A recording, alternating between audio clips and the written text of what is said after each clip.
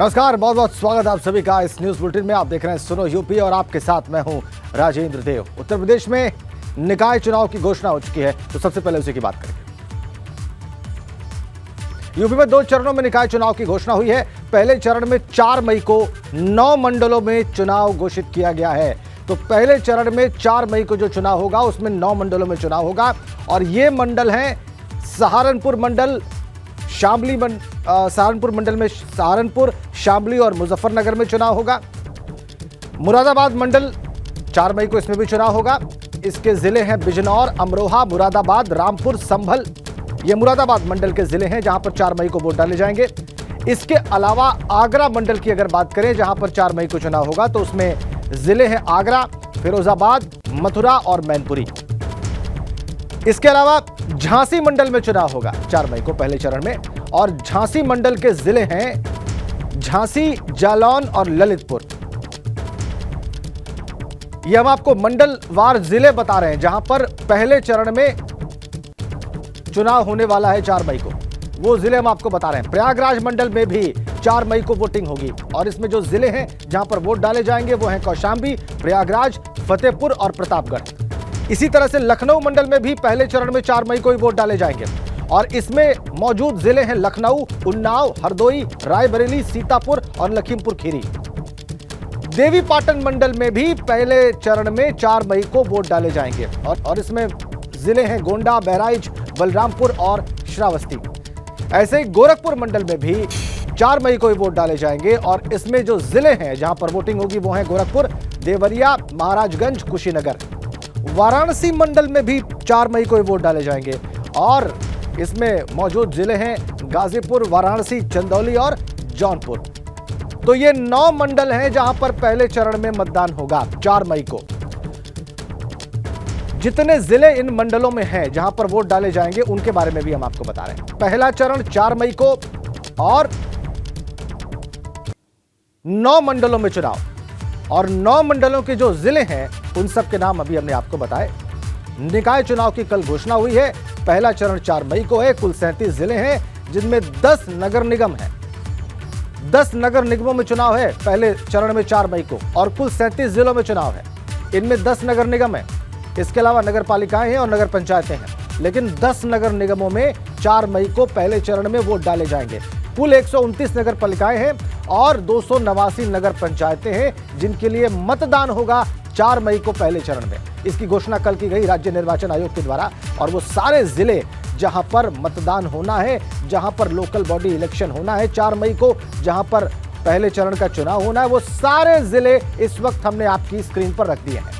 आप देख लीजिए, देवरिया, महाराजगंज, कुशीनगर, गाजीपुर, वाराणसी, चंदौली, जौनपुर, ये तमाम जिले हैं पश्चिम से पूरब तक जहां पर कुल 37 जिले हैं जहां पर 4 मई को वोट डाले जाएंगे। दूसरा चरण 11 मई को होगा। इसमें 38 जिलों में वोट डाले जाएंगे।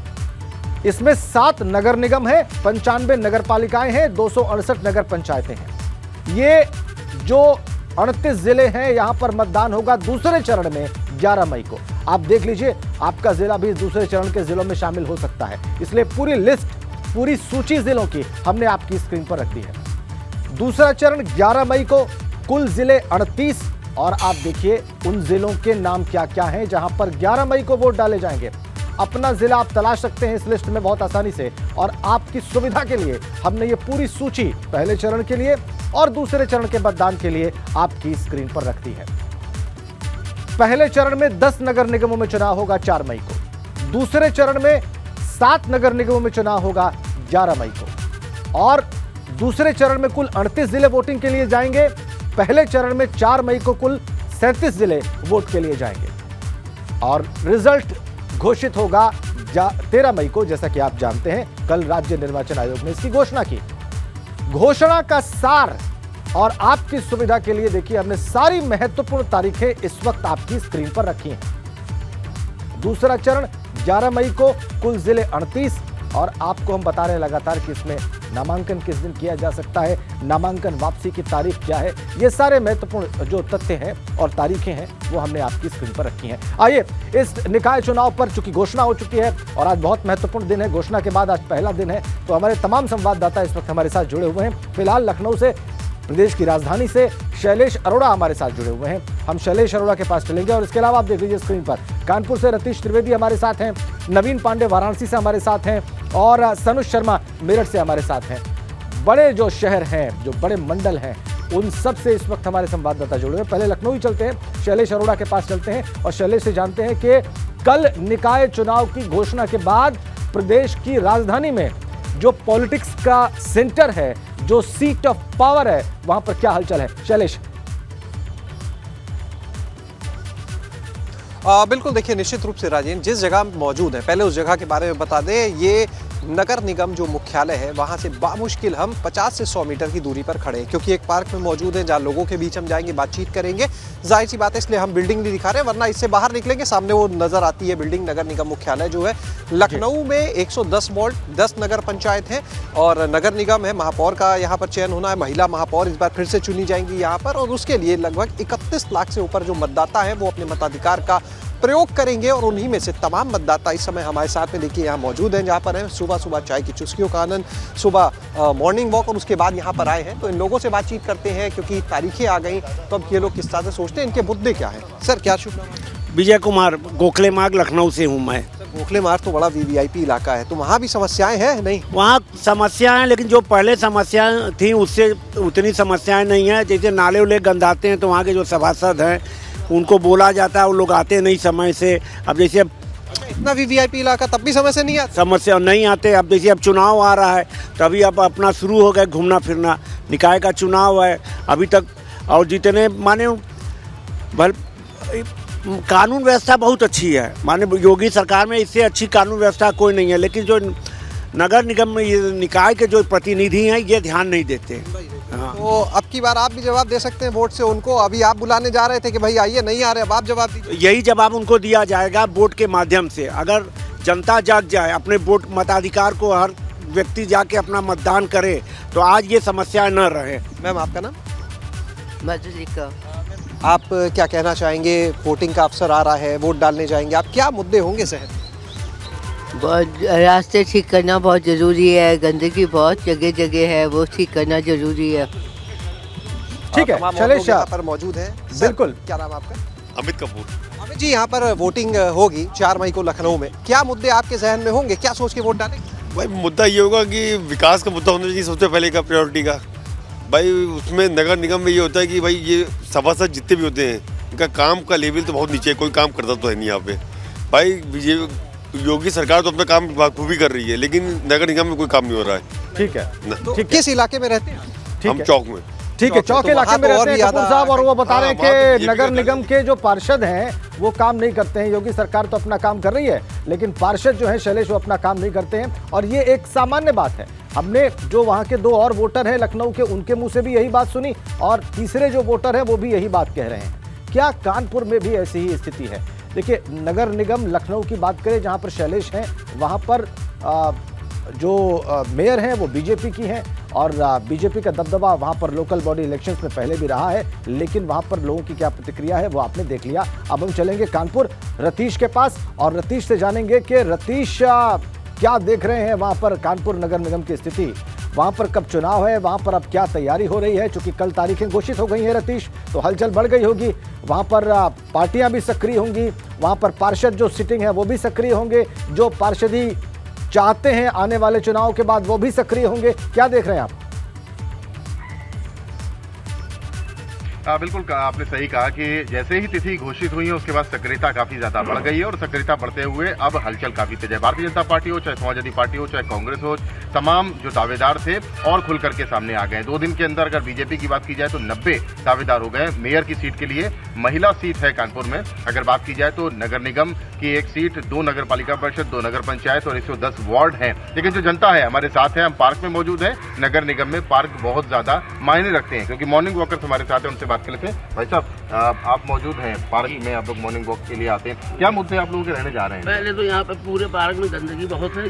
हम लोग सुबह सवेरे आते हैं, ना कोई सफाई कर्मचारी है, ना कोई माली है यहाँ पे। हम लोग उनसे कहा था कि पेड़ कटवा दिए जाएं, तो वो भी पेड़ कटवाए नहीं। आप लोगों के क्या मुद्दे आपके? सबसे बड़ी तो यहाँ पे पार्षद दिखती ही नहीं है और पार्क देखिए कितने गंदे पड़े हैं। यहाँ ना सफाई होती है, गेट टूटा पड़ा है, जानवर घुस जाते हैं, बुजुर्ग लोग घूमने आते हैं यहाँ पे, कभी कोई सुअर घुस गया, कभी ये घुस गया, आदमी नहा धो के आया उसको सुअर छू लेते हैं, गैया मारती है, सांड घुस जाते हैं, कोई गेट दोनों टूटे हैं, कहीं भी कोई नहीं देख, गंदगी तो भरमार है। देखिए गंदगी इतनी बड़ी है, बरसों से हम लोग आप लोगों से जान लेते हैं। बताइए भाई साहब की पार्क की स्थिति है, क्या सबसे बड़ा वही जनप्रतिनिधि चुनना है जो कम से कम हम लोगों के बीच आए। हमारे बीच जनप्रतिनिधि आता नहीं आता। सबसे बड़ी परेशानी ये है, छोटी छोटी बातें पार्क की, हम लोग रोज टहलने आते हैं, बुजुर्ग हैं, 70 साल से ऊपर की उम्र हो चुकी है, इतना प्रदूषण हमारे सीने में जाता है कि जितना हम टहले नहीं है उससे ज्यादा प्रदूषण हम जाके खखार में निकालते हैं। मुद्दे क्या है आपके? मुद्दा क्या है कि यहाँ पे जो प्रेजेंट टाइम रीता पासवान है वो तो कभी हमें देखने को नहीं मिली। जितने भी काम है टूटे हुए कुर्सियाँ पड़ी हुई हैं, यहाँ कोई टहल नहीं सकता मेयर के है। लिए अच्छा बताइए, मेयर के लिए किस तरह से आप देखते हैं कि मेयर तो हमें कुछ ठीक लग रही है क्योंकि कुछ विकास किया है थोड़ा बहुत, अब बाकी कहीं विकास किया कहीं नहीं किया, बाकी जो कुछ ठीक है वो देख रही है, अपने दम पे आएंगे, विकास किया होगा तो फिर जीतेंगे, नहीं किया तो कुछ नहीं। आप आगे आइए, मुद्दा बताइए कि क्या मुद्दे हैं जिन पे आप लोग वोट करेंगे? ठीक है, आगे बात रतीश आ गई। यहाँ भी असंतोष बहुत है। अब पार्क में जिस आप खड़े हैं उस पार्क की हालत को लेकर बहुत सारी भावनाएं हमने देखी अभी, और वो नकारात्मक भावनाएं ही हैं। लोग संतुष्ट नहीं हैं, पार्षद को कह रहे हैं कि वो दिखते नहीं है वहाँ पे। ये बातें हमने लखनऊ में भी सुनी और लगभग ऐसी ही बातें हम कानपुर में भी सुन रहे हैं। क्या वाराणसी में भी यही स्थिति है? नवीन के पास चलते हैं, उसके बाद हम सनुज के पास चलेंगे। शक्ति सिंह देखिए गाजियाबाद से हमारे साथ जुड़ चुके हैं, लेकिन पहले हम वाराणसी चलते हैं नवीन पांडे के पास और देखते हैं कि वाराणसी में वो क्या तैयारियां देख रहे हैं और वोटर वहां पर उन्हें कितना तैयार दिखाई दे रहा है, कितना संतुष्ट दिखाई दे रहा है, कितना असंतुष्ट दिखाई दे रहा है। नवीन। जी राजेंद्र जी, अगर बनारस की बात की जाए तो बनारस में जिस तरह से नगर निकाय के मुद्दे होते हैं उन मुद्दों पर बीजेपी हावी होते हुए देखने को मिल रही है, क्योंकि प्रधानमंत्री नरेंद्र मोदी का संसदीय क्षेत्र है और प्रधानमंत्री द्वारा बनारस की गलियों का विकास पूरी तरह से किया गया है। जो मुद्दे यहाँ पर होते हैं नगर निकाय चुनाव में, सड़क, बिजली, पानी और इसके साथ साथ सीवर की समस्या, तो उन सब समस्याओं पर बीजेपी काम करते हुए देखने को मिल रही है। कुछ जनता है हमारे साथ, उनसे बात करते हैं। क्या मुद्दे इस बार के चुनाव में होते हैं और क्या चाहते हैं, किस तरह का मेयर? देखिए, मेयर तो हम लोग बोले मुद्दा तो यहाँ हमारे बनारस में कोई मुद्दा तो है नहीं, क्योंकि माननीय प्रधानमंत्री जी ने पूरा एकदम उसको कर दिया। और रही बात मेयर की, तो मेयर देखिए एक जनप्रतिनिधि ऐसा होना चाहिए कि जो पब्लिक से जुड़ा हो और पब्लिक के साथ साथ लोकप्रियता उसकी बनी रहे। और रही बात यहाँ विकास की, तो विकास की यहाँ कोई बचा नहीं है माननीय प्रधानमंत्री जी के नेतृत्व में, माननीय योगी जी के नेतृत्व में। और जो यहाँ पे कार्य जो भी थोड़ा बहुत अगर बचा भी है तो हम लोग को नहीं लगता है कुछ पूरा न हो पाए। तो संतुष्ट दिख रहे हैं आप लोग सरकार के काम से, जिस तरह से सरकार द्वारा काम किए गए हैं? सबसे पहले तो मैं आपको बताऊं कि माननीय प्रधानमंत्री जी की लोकसभा है और उनके लोकसभा के अंदर विकास के जितने कार्य हुए हैं, जो भी मेयर बनेंगे या जिनको टिकट मिलेगा, केवल सुचारू रूप से उनको चलाने की ज़रूरत है। और हमें नहीं लगता कि माननीय प्रधानमंत्री जी के संसदीय क्षेत्र में किसी तरह का काम बचा है। काम तो हमेशा लगा रहता है, लेकिन जो विकास योजनाएं काशी में चल रही हैं वो जनता उससे बहुत खुश है और इसका परिणाम भी बड़ा सुखद मिलेगा। कई दशक से बीजेपी का यहाँ पर मेयर रहा है, बीजेपी के पार्षद रहे हैं, तो क्या आप लोग संतुष्ट हैं या फिर बदलाव की बयार देखने को मिलेगी? मैं बदलाव तो नहीं होगा, फिर भी बीजेपी रिपीट करेगी यहाँ पे। किस तरह का विकास बनारस में देखते हैं?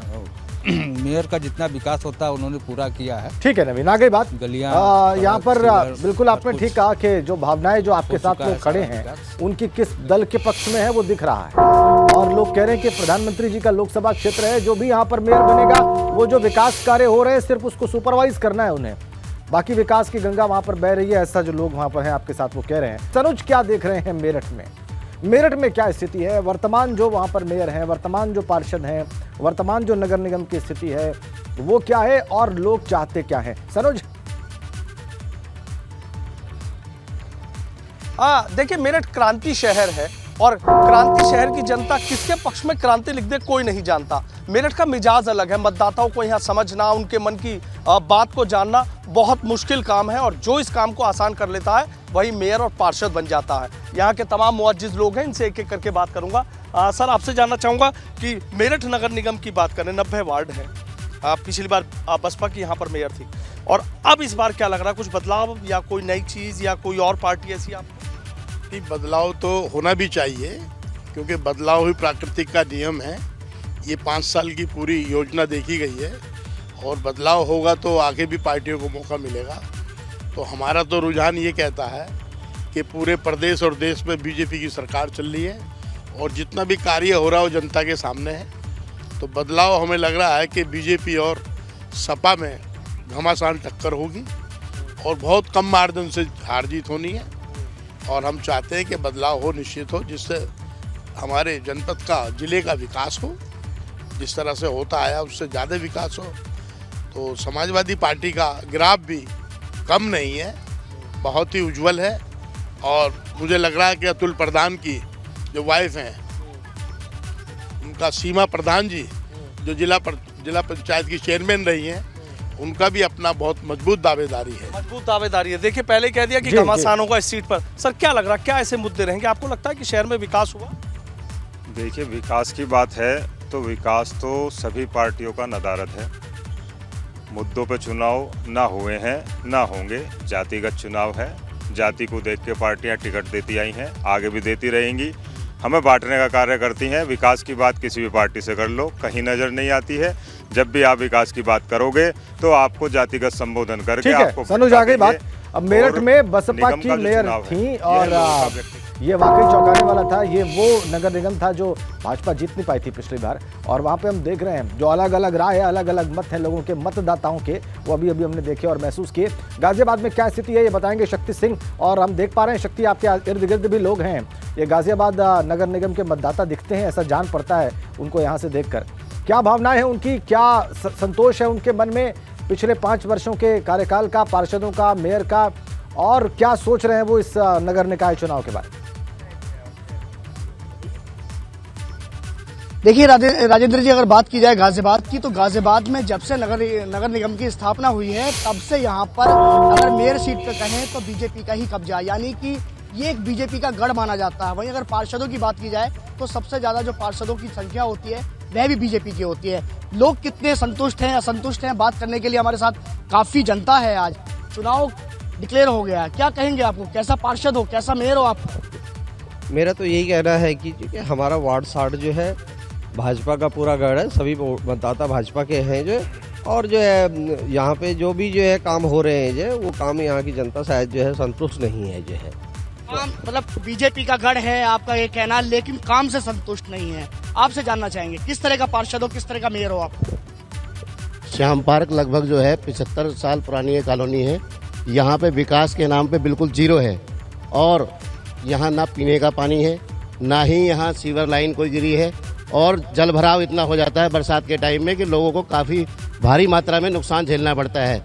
और लगातार 15 साल से जो हमारे पार्षद हैं यहाँ की कोई सुनवाई नहीं करते और थोड़े बहुत जो उन्होंने काम किए आधे अधूरे काम सब छोड़ दिए हैं। ये कोई सुनवाई नहीं करते। आप बताइए कैसी मेयर होनी चाहिए? इस बार तो वैसे भी महिला को दोबारा से यहाँ पर जो मेयर प्रत्याशी है वो बनाया गया है। और बात की जाए निकाय चुनाव की तो यहाँ पर अगर 9 निकाय हैं तो उसमें से 6 महिलाओं को फिर दोबारा से टिकट दिया जाएगा।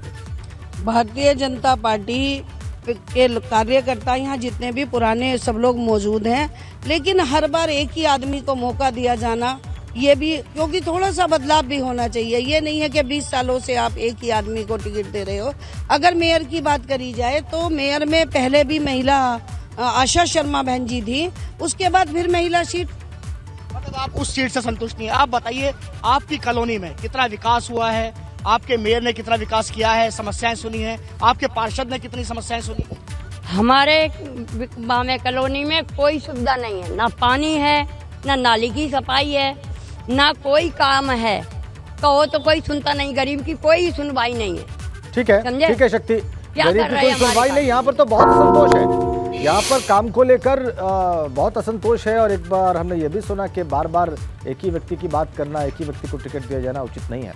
बहुत बहुत धन्यवाद आप सभी का। शैलेश, शक्ति, सनुज, नवीन, रतीश, अलग अलग स्थानों से हमें रिपोर्ट करने के लिए और लोगों की भावनाएं, वोटर की भावनाएं हमारे दर्शकों तक पहुंचाने के लिए, क्योंकि कल ही चुनाव घोषित हुए हैं, इसलिए आज सुबह ये भावनाएं, ये पल्स समझना और पढ़ना बहुत आवश्यक था और वो हम सभी ने देखा, हमारे दर्शकों ने देखा। निकाय चुनाव की तारीखों के ऐलान के साथ ही प्रदेश का सियासी पारा चढ़ गया है। सपा प्रदेश अध्यक्ष नरेश उत्तम पटेल ने भाजपा पर तीखा हमला बोला। एबीपी गंगा संवाददाता विवेक त्रिपाठी ने नरेश उत्तम पटेल से खास बातचीत की है। क्योंकि भारतीय जनता पार्टी लगातार नगर निकाय चुनाव कराने से बच रही थी, लेकिन माननीय न्यायालय ने, सर्वोच्च न्यायालय ने कहा आप चुनाव कराइए।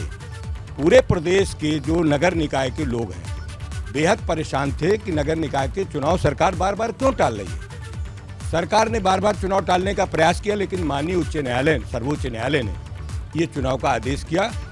पूरी तरीके से देश के या प्रदेश के नगर निकायों की दुर्दशा है, जल भराव है, गंदगी है, कूड़ा नहीं है, इतना प्रदूषण है, वायु प्रदूषण है, जिसकी वजह से जनता बेहद परेशान है। और उस परेशानी का परिणाम अभी जो ये चुनाव हो रहा है, इस चुनाव में आएगा परिणाम में, और भारतीय जनता पार्टी पूरी तरीके से पराजित होगी। मुझे अच्छी तरीके से याद है कि जब पिछला चुनाव हुआ था, नगर निकाय के चुनाव में, नगर पंचायत के चुनाव में, नगर पालिका परिषद के चुनाव में भारतीय जनता पार्टी बुरी तरीके से हारी थी, पूरी तरीके से हारी थी। केवल नगर निगम के चुनाव में 14 जगह भारतीय जनता पार्टी जीत गई, 2 जगह बहुजन समाज पार्टी जीत गई। समाजवादी पार्टी के नगर निगम के, केवल नगर निगम मेयर के चुनाव में समाजवादी पीछे थे। लेकिन जो नगर निकाय के में नगर पंचायत, नगर पालिका परिषद, उसमें सबसे ज्यादा समाजवादी पार्टी जीती थी। और इस बार फिर मैं कह रहा हूँ कि समाजवादी पार्टी नगर निकाय के चुनाव में, चाहे आप 744 टाउन एरिया नगर पालिका हो, चाहे नगर निगम के चुनाव, टोटल को 760 को जब जोड़ेंगे तो समाजवादी पार्टी नंबर 1 पर चुनाव जीतेगी, ये मेरा विश्वास है। बहुत शुक्रिया। नरेश पटेल जी हमारे साथ थे। उन्होंने कहा कि शहर की सरकार समाजवादी पार्टी बनाएगी और भाजपा जो दावे कर रही है कि वो चुनाव जीतेगी, उसके दावे खोखले हैं। साथ ही आरक्षण में जो गड़बड़ियां हुई हैं वो भारतीय जनता पार्टी की मनमानी है और मनमाने तरीके से भाजपा चुनाव कराना चाहती है। कैमरा से हरिओम के साथ विवेक त्रिपाठी, एबीपी गंगा, लखनऊ। सपा प्रदेश अध्यक्ष का दावा आपने देखा, उनका आत्मविश्वास आपने देखा, वो बातचीत आपने देखी। और इसी के साथ इस बुलेटिन में फिलहाल इतना ही।